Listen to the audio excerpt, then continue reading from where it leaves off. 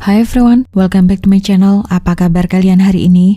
Semoga kalian selalu dalam keadaan sehat dan tidak kekurangan apapun. Pada video kali ini kita akan kembali membahas suatu kasus kejahatan yang terjadi di negara India. Tanpa banyak basa-basi, mari kita langsung saja ke pokok pembahasan video ini.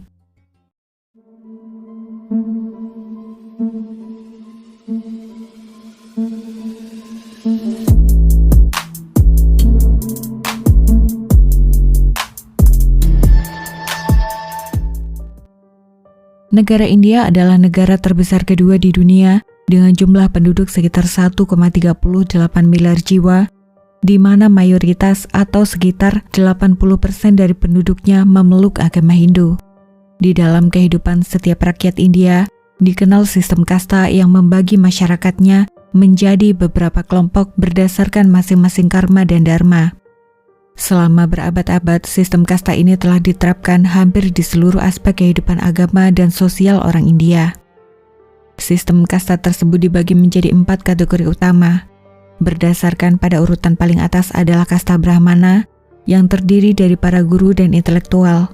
Berikutnya adalah kasta Ksatria, yang biasanya terdiri dari prajurit dan orang-orang yang berada dalam struktur pemerintahan. Kasta urutan ketiga adalah kasta Vaishya, yaitu para pedagang, pengrajin, dan pekerja kelas menengah. Berikutnya adalah kasta terbawah adalah kasta Sudra yang dipercaya sebagai pelayan bagi 3 kasta di atasnya. Anggota kasta ini biasanya bekerja sebagai pelayan, pembantu, dan pekerja level rendah. Di luar 4 kasta itu, kemudian terdapat komunitas yang biasa disebut kaum Dalit. Komunitas ini sering dianggap tidak murni, bahkan seringkali dianggap sebagai komunitas yang haram untuk disentuh. Pekerjaan kaum Dalit biasanya adalah mengemis, penyapu jalan, pengangkut sampah, dan pembersih selokan. Keberadaan kaum Dalit yang berjumlah hampir 200 juta jiwa benar-benar dikucilkan dalam sistem masyarakat tradisional India. Kaum ini diperlakukan sangat buruk. Mereka sering mendapatkan diskriminasi di bidang pendidikan, pelayanan kesehatan, hukum, dan pekerjaan. Mereka bahkan sering dipersekusi oleh sebab akibat yang tidak jelas. Seorang Dalit sering tidak diperbolehkan menginjakan kaki mereka di kuil, makan dari piring dan gelas yang sama dengan kasta lain. Tidak hanya itu, kaum wanita Dalit juga kerap menjadi korban kekerasan seksual yang dilakukan oleh kasta yang lebih tinggi. Keempat kasta lain juga sangat mengharamkan bila anggota keluarga mereka berhubungan atau menikah dengan orang dari kaum Dalit. Walaupun perlakuan diskriminasi seperti ini telah dilarang oleh pemerintah India, akan tetapi sebagian besar masyarakat India masih menerapkan sistem kasta ini dalam kehidupan mereka sehari-hari. Kisah kali ini berawal di sudut kota Miryalaguda yang terletak di negara bagian Telangana, tinggal seorang gadis cantik bernama Amruta Varshini. Ayahnya yang bernama Marutiro adalah seorang pengusaha real estate dengan harta kekayaan lebih dari 200 kor atau hampir setara 400 miliar rupiah. Tidak heran, Marutiro adalah seorang yang sangat berpengaruh dan memiliki banyak kenalan politik. Keluarga mereka memeluk agama Hindu dan berasal dari kasta Vaishya. Arumta yang merupakan anak sematawayang selalu dimanja dan permintaannya selalu dipenuhi oleh kedua orang tuanya. Marutiro hanya memiliki satu aturan yang selalu ditanamkan dalam pikiran anaknya. Jangan pernah berteman, apalagi memilih pasangan dari kasta lebih rendah, termasuk mereka yang berbeda agama dengan keluarga kita. Kamu harus ingat bahwa status dan kehormatan keluarga kita jauh lebih penting dibanding dirimu dan kebahagiaanmu. Arumta tentu saja mengiyakan pernyataan ayahnya itu. Sampai suatu hari, Arumta berada di kelas 3 bangku sekolah tingkat pertama. Dia berkenalan dengan seorang pria bernama Pranay Kumar. Mereka berada di sekolah yang sama dan Pranay merupakan kakak kelas Arumta dan usia mereka terpaut 3 tahun. Dari pertemuan pertama, hubungan keduanya semakin hari semakin dekat dan saling jatuh cinta. Sayangnya, Pranay Kumar berasal dari kaum Dalit dan memeluk agama Kristen, agama minoritas di India. Hubungan keduanya mau tidak mau harus dirahasiakan dan mereka hanya dapat berjumpa di sekolah.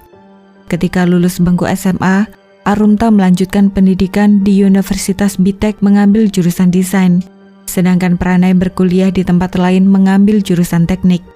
Saat sedang tidak berkuliah, keduanya sering bertemu di tempat umum.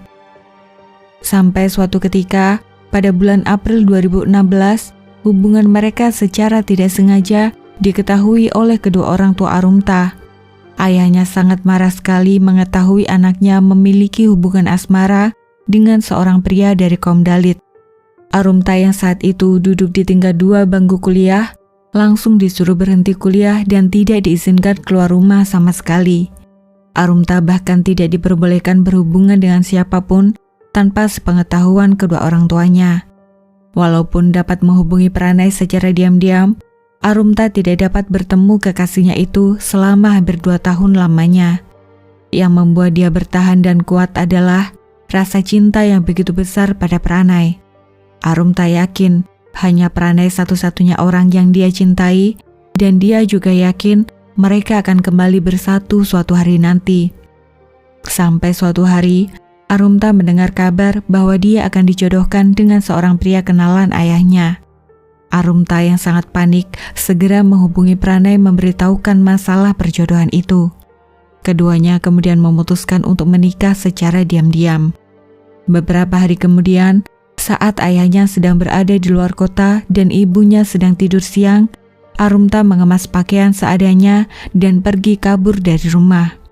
Dengan persiapan seadanya, pada tanggal 30 Januari 2018, keduanya menikah di Laksminagar Arya Samaj yang terletak di kota Hyderabad tanpa sepengetahuan kedua orang tua Arumta.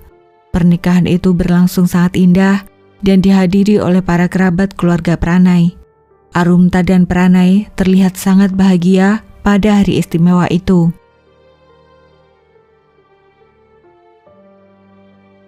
Balaswami dan Pramelata, ayah dan ibu Pranay, sebenarnya sempat menasihati anaknya itu agar berpikir matang sebelum menikah karena khawatir dengan keselamatan Pranay yang sering mendapat ancaman dari pihak keluarga besar Arumta.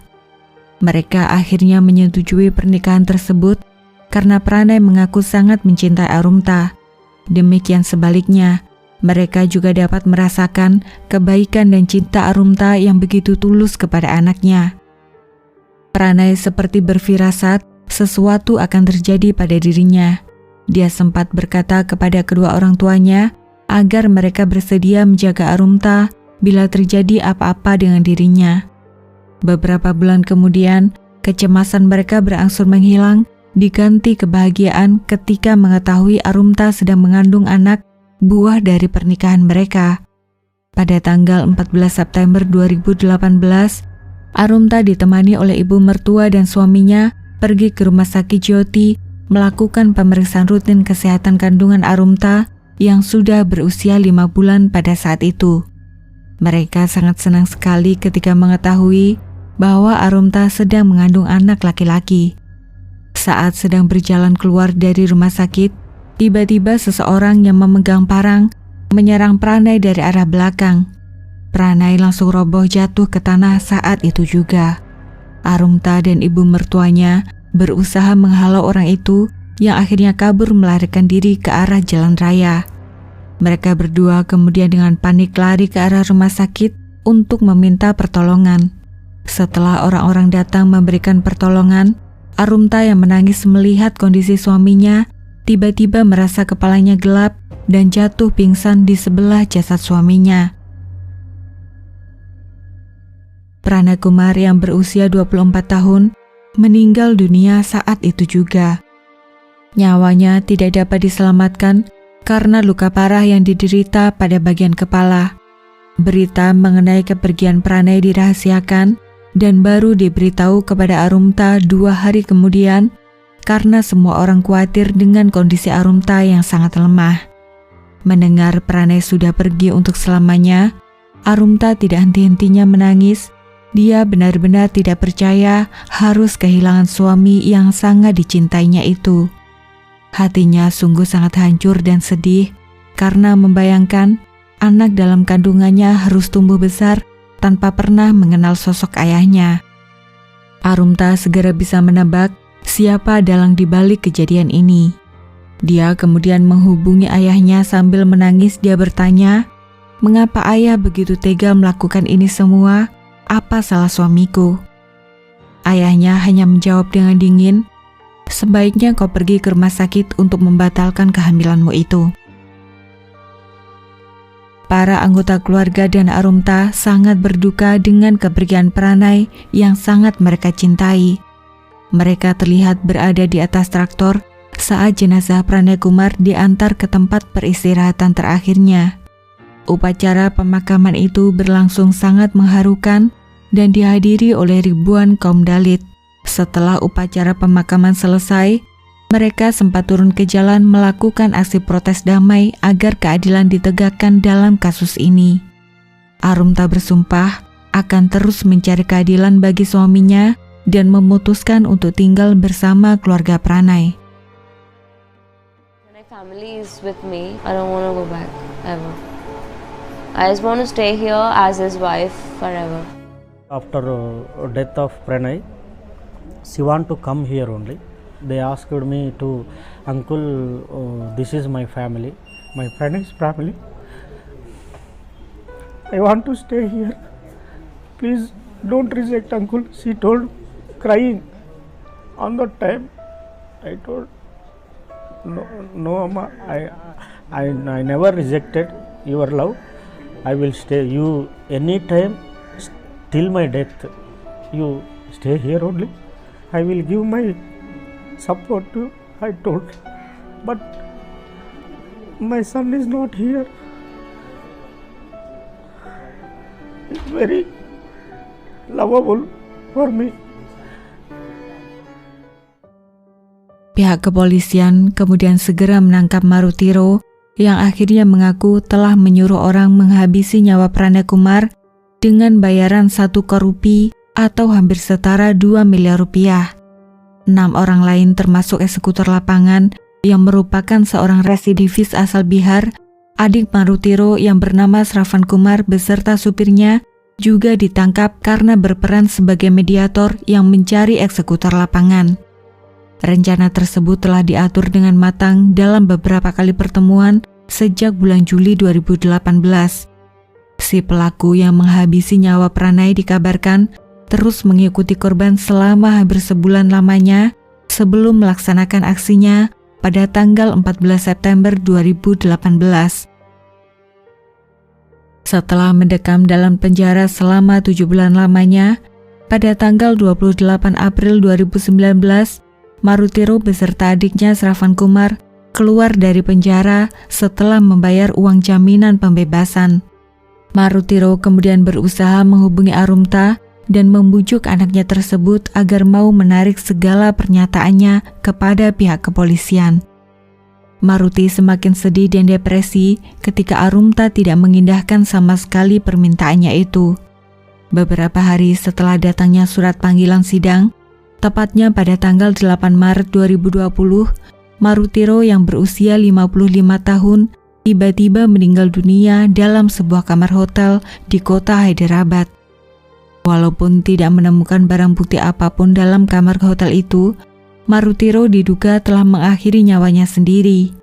Hal ini didukung laporan forensik tim kepolisian yang menemukan kandungan racun dalam tubuh Maruti. Di sebelah jasadnya juga ditemukan sebuah pesan yang bertuliskan, "Arumta, kembalilah pada ibumu, maafkan ayahmu." Berita mengenai kematian Marutiro kemudian ramai diberitakan di televisi dan sosial media. Upacara kremasinya bahkan diliput live oleh sebuah stasiun televisi. Banyak orang menghujat dan menyalahkan Arumta yang dianggap sebagai biang keladi penyebab kematian ayahnya. Beberapa stasiun televisi yang memberitakan kasus ini memberikan judul liputannya "Pengorbanan Cinta Seorang Ayah yang Begitu Besar pada Anaknya", dan sama sekali tidak menyinggung kepergian Pranay yang meninggal dunia dengan cara yang begitu tragis. Saat menghadiri upacara pemakaman dan ingin memberikan penghormatan terakhir pada mendiang ayahnya, Arumta hampir diserang oleh para kerabat dekat ayahnya yang berusaha mengusir kehadiran dirinya di acara pemakaman itu. Pihak kepolisian segera mengamankan Arumta dan membawanya menjauh dari lokasi pemakaman. Sampai dengan video ini dibuat, tidak diketahui dengan pasti kapan sidang kasus ini akan dilanjutkan. Pada tanggal 30 Januari 2019, Arumta yang saat itu berusia 22 tahun akhirnya melahirkan seorang anak laki-laki sehat yang diberi nama Nihan Pranay. Dengan berjalannya waktu, kehidupan Arumta mulai berangsur membaik. Dia bisa mandiri menghidupi keluarganya dan memiliki sebuah channel YouTube yang diberi nama Arumta Pranay. Channel ini berisi vlog kehidupan sehari-hari bersama anak dan keluarga mertuanya. Arumta terlihat sangat bahagia dengan kehidupan barunya itu.